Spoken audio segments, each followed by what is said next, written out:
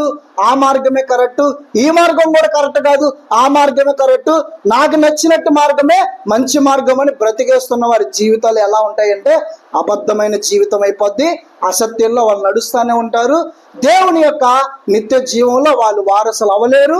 దేవుని యొక్క జీవమును కూడా వారు పొందుకోకుండా ఈ లోకంలో భ్రష్టులే తిరుగుతూ ఉంటారు. హల్లెలూయా. అందుకని దేవుని యొక్క వాక్యం కూడా ఏం సెలవిస్తుందంటే, ఈ సత్య సువార్తను నువ్వు ఎప్పుడైతే అంగీకరిస్తావో, ఈ యొక్క సత్యమైనటువంటి ఈ జీవం కలిగినటువంటి మాటలను నువ్వు ఎప్పుడైతే అంగీకరించి ఆయన మార్గంలో నువ్వు నడిచినట్లయితే నువ్వు ఆ సత్య సంపూర్ణ యొక్క ఆత్మను నువ్వు పొందుకోగలవు. హల్లెలూయా, హల్లెలూయా. అందుకని పిలాతు గారితో కూడా దేవుడు ఏమని మాట్లాడుతున్నారంటే, సత్యమును గురించి సాక్ష్యం ఇచ్చుటకు నేను పుట్టి తిని, ఇంది నిమిత్తమే ఈ లోకమునకు వచ్చి తిని, సత్య సంబంధి అయిన ప్రతివాడును నా మాట నేనంటండి.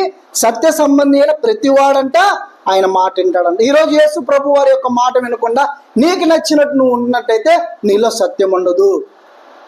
ఎందుకు పిలాతు గారి దగ్గర యేసుక్రీస్తు వారు అంతగనంగా ధైర్యంతో నేను రాజునే ఎందుకు మాట్లాడంటే, యేసుక్రీస్తు వారి శరీరధారిగా ఉన్నారు కానీ ఆయనలో సత్యం ఉంది, ఆయనలో జీవం ఉంది, ఆయనే మార్గము. కాబట్టి ఎందుకు అంతగనంగా మాట్లాడుతున్నాడంటే నేను రాజునే. ఎందుకంటే సత్యము అబద్ధం చెప్పదు. అసత్యం ఏం చేస్తుంది? అబద్ధం ఆడిద్ది. అసత్యం ఏం చేస్తుంది? లోకంలో పారిపోద్ది. అసత్యం ఏం చేస్తుంది?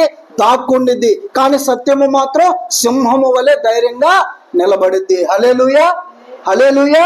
అందుకని మనం కూడా ఆ దేవుని యొక్క జీవంలోకి వెళ్ళాలి అంటే, ఆ దేవునితో సావాసం చేయాలంటే, ఈ జీవం కలిగినటువంటి మాటల ప్రకారం ఈ వాక్యం ప్రకారం మనం నడవాలంటే, ఈ సత్య సువార్తను మనం అంగీకరించి ఆ క్రీస్తుని మనం వెంబడించినట్లయితే, నేనే మార్గము సత్యము జీవం అన్న ఆ సత్యమైనటువంటి ఆ మార్గంలో నడిచినట్లయితే, ఆ సత్యమైనటువంటి ఆ వేలో నువ్వు దేవుని వైపు నడిచినట్లయితే దేవుని యొక్క జీవమును మనం పొందుకోగలం. హల్లెలూయా, హల్లెలూయా.